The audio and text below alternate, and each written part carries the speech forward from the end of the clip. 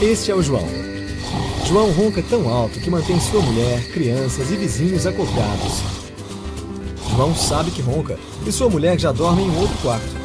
O que o João não sabe é que roncar também é muito ruim para a sua saúde. Quando o João ronca, suas vias aéreas são parcialmente bloqueadas, restringindo o volume de oxigênio que ele respira.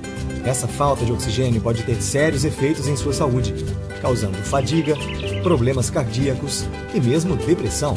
Muitos casos, inclusive de derrames, estão relacionados com alguns tipos de distúrbios do sono. Apresentamos a faixa anti-ronco. Nosso sistema é cientificamente comprovado e recomendado por médicos. Ele mantém a mandíbula inferior numa posição levantada, permitindo que o ar flua normalmente durante a noite, e também deixa a esposa de João dormir tranquilamente novamente.